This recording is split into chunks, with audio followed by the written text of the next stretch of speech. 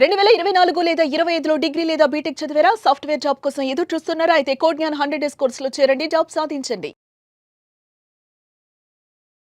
నమస్తే, welcome to Suman TV. నేను మీ anchor Shri. Right no మనతో పాటు ఉన్నారు హైకోర్టు అడ్వకేట్ అలగిరి రవీంద్రనాథ్ గారు. గత కొన్ని రోజులుగా వీలునామాకి సంబంధించి ఎన్నో వీడియోస్ అయితే మేము చేయడం జరిగింది. అనేక రకాల కోణాలకి సంబంధించి ఏ సందర్భాల్లో ఎలా ఉంటుంది వీలునామా అన్న దాని గురించి మాట్లాడుకున్నాం. అయితే ప్రజెంట్ ఈ రోజు కనుక మనం మాట్లాడితే, తల్లి కనుక వీలునామా రాయకుండా మరణిస్తే ఆస్తి పైన హక్కులు ఎవరికి ఉంటాయి? సో వీటికి సంబంధించి క్లియర్ ఇన్ఫర్మేషన్ ఇవ్వడానికి రవీంద్రనాథ్ గారు ఉన్నారు, అడిగి తెలుసుకుందాం. నమస్కారం సార్. నమస్తే అండి సిరి గారు. సార్, తల్లి కనుక వీలునామా రాయకుండా మరణిస్తే తనకి తాను సొంతంగా సంపాదించుకున్న ఆస్తి అయినా, లేదు అంటే ఎవరైనా గిఫ్ట్గా ఇచ్చిన ఆస్తి అయినా, లేదు అంటే వారసత్వంగా వచ్చిన ఆస్తి అయినా, ఈ మూడిట్లో ఆస్తిపై ఎవరికి హక్కు ఉంటుంది? లీగల్గా దీనికి సంబంధించిన ఎలాంటి ఇన్ఫర్మేషన్ ఉంది సార్? సహజంగా సిరి గారు, తండ్రి వీలునామా రాయకుండా మరణిస్తే ఆ ప్రాపర్టీ వారసులకు ఏ ఏ రకాలుగా చెందుతుందని అనేక వీడియోలు మనం చేసాం. ఇది కొంత అవగాహన కూడా చాలా మందికి ఉండి ఉండొచ్చు గాక. అయితే తల్లి తన యొక్క ప్రాపర్టీని, తనకు సంబంధించిన ప్రాపర్టీస్ని కావచ్చు, తనకు సంబంధించినటువంటి ఇతరత్ర వివరాలన్నీ కూడా ఎవరికి చెప్పకుండా వీలునామా రాయకుండా చనిపోతే ఆ ప్రాపర్టీ ఎవరికి ఎలా న్యాయపరంగా చెల్లుబాటు అవుతుంది, సో అది వారసత్వంగా ఎలా విభజించబడి ఉంటుంది అన్నది ఈ వీడియో ద్వారా మనం తెలుసుకుందాం. ముఖ్యంగా ముందు గుర్తుపెట్టుకోవాల్సింది, తల్లికి ఆ ప్రాపర్టీ ఏ రకంగా వచ్చింది. జనరల్గా ఆడపిల్లలకి అంటే తల్లికి ప్రాపర్టీ 4 రకాలుగా వస్తుంది. ఒకటి, తన భర్త తరపు నుంచి ఒక ప్రాపర్టీ వస్తుంది. రెండవది, తన పుట్టింటి వారి తరపు నుంచి కూడా తనకు ప్రాపర్టీ వస్తుంది. మూడవది, తను స్వతహాగా సంపాదించుకున్నటువంటి ఒక ప్రాపర్టీ. నాలుగవది, స్త్రీధనం. ఇలా 4 రకాలుగా ఒక అమ్మాయి ఆస్తికి వారసురాలు అవుతుంది. అంటే ఆమె ఆస్తి పరురాలని చెప్పడానికి 4 మార్గాలుగా వచ్చే అవకాశం ఉంటుంది. తన యొక్క ప్రాపర్టీస్ కావచ్చు, ఇన్కమ్ కావచ్చు, అసెట్స్ కావచ్చు. అంటే 4 రకాలుగా అమ్మాయికి, ఆడపిల్లకి ఆస్తి హక్కు వచ్చే అవకాశం ఉంటుంది. 4 రకాలు ముందుగా నేను చెప్పేది, తన యొక్క భర్త తరపు బంధువుల నుంచి వచ్చేది. రెండవది, తన యొక్క పుట్టింటి వారి తరపు నుంచి వచ్చేది. మూడవది, తను స్వతహాగా సంపాదించుకున్నటువంటి ప్రాపర్టీ. నాలుగవది, తనకి స్త్రీధన రూపంగా వచ్చింది. మనం అనేక విధాలుగా తెలియపరుచుకున్నాం. స్త్రీధనం అంటే ఏంటి, పుట్టింటి వారి నుంచి ఎలా వస్తుంది, అదేవిధంగా పసుపు కుంకుమలు అంటారు. స్త్రీధనాన్ని పసుపు కుంకుమ అని తెలంగాణ భాషలో కూడా, తెలంగాణ ప్రాంతంలో ఎక్కువగా కూడా దీన్ని పసుపు కుంకుమల యొక్క ప్రాపర్టీ అని అంటారు. ఇలా 4 రకాలుగా అమ్మాయికి ఆస్తి వస్తూ ఉంటుంది.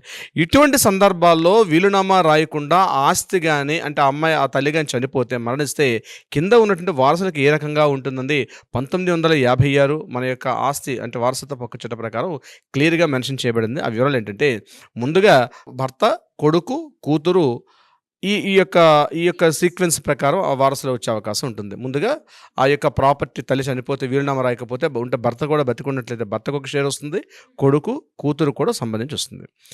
ఒకవేళ కొడుకు మ్యారేజ్ వెళ్ళిపోయినా, కూతురు మ్యారేజ్ వేరేంటికి వెళ్ళిపోయినా సరే ఆ యొక్క ప్రాపర్టీ వచ్చే అవకాశం కూడా ఉంటుంది. నేను క్లాస్ 1 లీగల్ ఎయిడ్స్ కింద మనం చెప్తూ ఉంటాం. ఒకవేళ ఆమె ఇప్పుడు నేను చెప్పుకున్నట్టు ఈ సీక్వెన్స్లో ఎవరు లేరు అనుకోండి, క్లాస్ 1 లీగల్ హెయిర్స్ ఎవరు లేకపోతే క్లాస్ 2 కిందకు వస్తారు. వాళ్ళు ఎవరంటే భర్త తరపు బంధువులకు వస్తుంది అవకాశం. అంటే ఈమె యొక్క ప్రాపర్టీ వీలునామా రాయకుండా చనిపోతే భర్త తరపు బంధువులు వాళ్ళకి ఈ యొక్క ప్రాపర్టీ వస్తుంది. ఇక మూడవది, భర్త తరపు బంధువులు కూడా ఎవరు లేరు అనుకునేటప్పుడు ఈ ప్రాపర్టీ ఎవరికి వస్తుందంటే తన యొక్క మదర్ తరపు, ఈ అమ్మాయి యొక్క మదర్ తరపు ఉన్నటువంటి మాతృవంశీకుల నుంచి అందరూ కూడా వచ్చే అవకాశం వస్తుంది. ఈ యొక్క ప్రాపర్టీని ఈ రకంగా విభజిస్తారు. అంటే ఇక్కడ చాలా సందర్భాల్లో కూతురికి పెళ్ళి అయిపోయి వేరేంటికి వెళ్ళిపోయినా సరే కూతురికి కూడా తల్లి యొక్క ప్రాపర్టీ మీద హక్కు ఉంటుంది.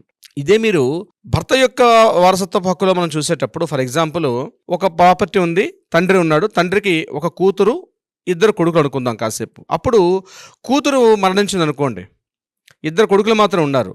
కూతురు పిల్లలకు మాత్రం ఆస్తిలో వారసత్వం వచ్చే హక్కు ఉండదు. తండ్రి పరంగా వస్తున్నటువంటి ప్రాపర్టీ వీలునామా రాయకుండా చనిపోయాడు తండ్రి, వీలునామా రాయకుండా తండ్రి మరణిస్తే ఆ తండ్రికి కూతురు, 2 కొడుకులు ఉంటే ఆ తండ్రి యొక్క పిల్లలు అంటే వీళ్ళకి మాత్రం వచ్చే అవకాశం ఉండదు. కానీ ఇక్కడ మాత్రం, ఇక్కడ పెళ్ళి అయిపోయినా సరే, పెళ్ళి కాకపోయినా సరే, పిల్లలకి, ఆడపిల్లకి మాతృవర్గం నుంచి ఆమెకు కావాల్సినటువంటి హక్కులన్నీ కూడా యథావిధిగా అందుతాయి ఈ యొక్క సీక్వెన్స్ ప్రకారం.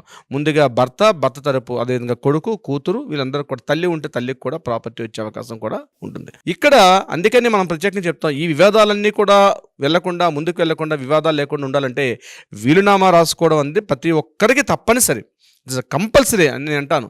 ఎందుకంటే వీలునామా ద్వారా ప్రాపర్టీని ఎప్పుడైతే మనం అందజేసుకుంటామో వివాదాలు లేకుండా ముందు తరాలకు మనం అందించే అవకాశం ఉంటుంది. వీలునామాలు చాలా ఇంపార్టెంట్, చాలా చాలా ఇంపార్టెంట్. ఒక చిన్న అపార్ట్మెంట్లో ఫ్లాట్ ఉన్నా, ఒక చిన్న వ్యవసాయ భూమి ఉన్నా, ఒక గుంటల్లో భూమి ఉన్నా, ఒక కమర్షియల్ ఫ్లాట్ ఉన్నా, ఏది ఉన్నా సరే అడ్వకేట్ని కన్సల్ట్ చేయడం, ప్రాపర్టీని రాసుకోవడం, విభజించుకోవడం. అంతేకాకుండా ఆ ప్రాపర్టీ నీకు ఎలా వచ్చింది, చాలామంది ఏం చేస్తారంటే, ఈ మధ్య నాకు ఒక కాల్ వచ్చింది, వాళ్ళకు ఉన్నటువంటి ప్రాపర్టీ ఏదైతే ఉందో ఆమె యొక్క ప్రాపర్టీ ఇంకా కోర్టు గొడవల్లో ఉంది. ఈమె వయసు చూస్తే 68 ఏళ్ళు అయిపోయాయి. ఇటువంటి సందర్భాల్లో వీలునామా రాయొచ్చా రాయకూడదా, ఇది ఒక పెద్ద మిలినియం కోసం చాలామందికి. ఆ యొక్క ప్రాపర్టీ ఆల్రెడీ కోర్టు కేసులో ఉంది, ఇంకా ఈమెకి హక్కు రాలేదు, అది తాతల నుంచి వస్తున్న ప్రాపర్టీ. అటువంటి విషయంలో తన ఏజ్ చూస్తే చాలా చాలా పెద్ద ఏజ్, 70 yearsకి వచ్చేసింది. ఎప్పుడు ఎలా ఉంటుందో తెలియదు కాబట్టి ఆ ప్రాపర్టీ వీలునామా రాయమని అడుగుతారు. సో దీనికి సంబంధించి ఎలా రాయింది మనకు వీడియో స్పెషల్ ప్రత్యేకంగా ఒక వీడియో చేద్దాం. దీనికి సంబంధించి మన ఆడియన్స్ కింద కోరినట్టయితే తప్పనిసరిగా ఒక స్పెషల్ వీడియో చేద్దాం. దానికి కూడా క్లియర్ ఇన్ఫర్మేషన్ మనం ఇచ్చే ప్రయత్నం చేస్తాం. ఏదేమైనప్పటికీ కూడా ప్రాపర్టీస్ని మనం డివిజన్ చేసుకునేటప్పుడు ఆస్తిని వీలునామా ద్వారా తన కింద వారసులకి పంపిణీ చేయాలనుకునే సందర్భంలో మాత్రం క్లియర్గా అడ్వకేట్ని పట్టుకోవాలి. అడ్వకేట్ యొక్క సలహా మేరకు, అడ్వకేట్ యొక్క సూచన మేరకు మాత్రం దాని యొక్క చేసుకోవాలి. ఇక్కడ ఇంకొకటి, అమ్మాయి ఇప్పుడు తల్లి మరణం, ఇప్పుడు ఆ అమ్మాయి యొక్క ప్రాపర్టీ, తల్లి యొక్క ప్రాపర్టీ, ఆ ప్రాపర్టీ ఆమె స్వార్జితమైన ప్రాపర్టీ అనుకోండి, ఆమె సంపాదించుకున్న ప్రాపర్టీ అనుకోండి, ఆ ప్రాపర్టీని ఆమె ఎవరికైనా ఇచ్చుకునే హక్కు ఉంటుంది. ఇక్కడ కొడుకులు కానీ కూతుర్లు కానీ మాకే ఈ ప్రాపర్టీ మీద మాకు హక్కు ఇవ్వాలని చెప్పి క్లెయిమ్ చేసుకునే అవకాశం ఉండదు. ఏదైతే తను సొంతంగా సంపాదించుకున్న ప్రాపర్టీ, ఎట్లయితే తండ్రి సొంతంగా సంపాదించుకున్న ప్రాపర్టీ ఎవరికైనా ఇచ్చుకునే అవకాశం ఎలా ఉంటుందో తల్లి కూడా ఎవరికైనా ఇచ్చే అవకాశం. ఎందుకంటే ఇటీవల కాలంలో మనం చూస్తున్నాం, చాలా ఉద్యోగాలు చేసుకుంటూ అమ్మాయిలు కూడా సంపాదించుకుంటున్నారు. వాళ్ళు కూడా ఆస్తుల్ని ఇంతకుముందు ఒక 20 సంవత్సరాల క్రితం, 15 ఏళ్ల క్రితం చాలా తక్కువ ఉండేది. కానీ ఇప్పుడు ప్రతి రాష్ట్ర ప్రభుత్వం కూడా వాళ్ళకు కూడా రాయితీలు ఇవ్వడం, మహిళల పేరు మీద కూడా రిజిస్ట్రేషన్ జరుగుతున్నాయి కాబట్టి చాలా వరకు. సో తప్పనిసరిగా ఈ యొక్క ప్రాపర్టీ వాళ్ళ స్వార్జితంతో సంపాదించుకున్న ప్రాపర్టీతో వాళ్ళు ఎవరికైనా ఇచ్చుకునే అవకాశం ఉంటుంది. అలా కాకుండా తనకు పూర్వీకుల నుంచి సంక్రమిస్తున్న ఆస్తి అయితే మాత్రం దానికి ఎలా విభజించుకోవాలని ఆ యొక్క పార్టిషన్స్ చేసుకుంటూ వెళ్ళాల్సిన అవసరం వస్తుంది. ఏదేమైనా సరే వీలునామా రాయకుండా మాత్రం ప్రాపర్టీస్ని చేసుకుంటే మాత్రం వివాదాలు అయితే వస్తాయి, తప్పనిసరిగా వస్తాయి.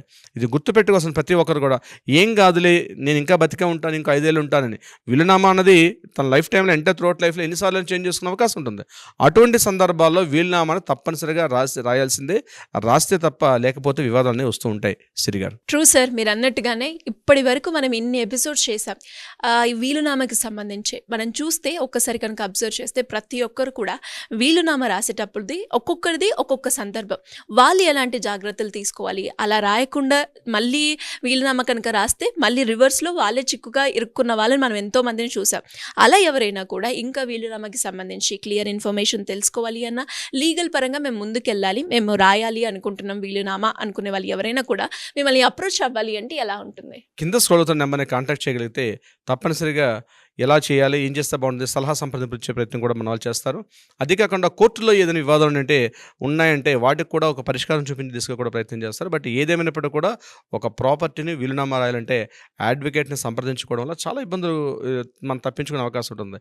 చాలామంది ఒక ఎగ్జాంపుల్ చెప్తాను శ్రీ గారు, ప్రాపర్టీని నాకు 2 కొడుకులు ఉన్నారు కాబట్టి, 2 కొడుకులు కూతురున్నారు, 2 కొడుకులు ఉన్నారు కాబట్టి ఈ ప్రాపర్టీ నా 2 కొడుకులకి నేను సరి సమానంగా పంచుకోవాలని చెప్పి ఒక సింగిల్ లైన్ రాసుకుంటే అది మీరు అనుకోవచ్చు, అదే నేను చాలా రాసిస్తాను కదా 2 కొడుకులకి ప్రాపర్టీ అంటే మనం రెగ్యులర్ మాట్లాడుకుంటాం, నా ప్రాపర్టీ నా 2 కొడుకులకి నేను రాసేసానండి అంటారు. 2 కొడుకులకి రాశారు కరెక్టే, ఎలా రాశారు, తూర్పున ఎవరు ఉండాలి, పడమరన ఎవరు ఉండాలి, ఉత్తరాన ఎవరు ఉండాలి, దక్షిణాన ఎవరు ఉండాలి, ఆ భాగాన్ని వాళ్ళందరూ ఒక పర్సన్ ఏమనుకుంటారు, దాన్ని హోల్డ్ చేస్తే సేల్ చేసేసి ఆ ఇన్కమ్ ఇచ్చేయమని కొంతమంది అడుగుతారు. లేదండి ఇద్దరికి చెరి సమాన భాగాలు ఉండాలనుకుంటారు. ఇది చాలా కాంప్లికేటెడ్. అందుకే డాక్యుమెంటేషన్ రాసేటప్పుడు ఒక స్టాండర్డ్ ఫార్మాట్ అంటూ ఉండదు. ఏ కేసుకి ఆ కేసుకి ప్రత్యేకంగా వీలునామా రాసుకోవాలి. అది చాలా ఇంపార్టెంట్. ఒక పర్సన్ ఎవరు ఇప్పుడు డాక్యుమెంట్ రైటర్ దగ్గరికి వెళ్ళేటప్పుడు ఏం చేస్తాడో అదే స్టాండర్డ్ ఫార్మాట్ ఉంటుంది, జస్ట్ పేర్లు మార్చేసి రాసేసుకుంటారు, వివాదాలు వస్తాయి. అలా కాకుండా మీరు అడ్వకేట్కి కాస్త ఫీజు ఇచ్చేసి మీరు కూర్చున్నారంటే వివాదాలు లేకుండా మీ తర్వాత కూడా మీ తదనంతరం కూడా ఎటువంటి ఇష్యూస్ లేకుండా పీస్ఫుల్గా ఉండాలంటే వీలునామా రాసుకోవాలి. అది కూడా ఒక అనుభవజ్ఞుడైనటువంటి ఒక అడ్వకేట్ని సంప్రదిస్తే టెక్నికల్ పారామీటర్స్లో ఆయన రాసే అవకాశం కూడా ఉంటుంది.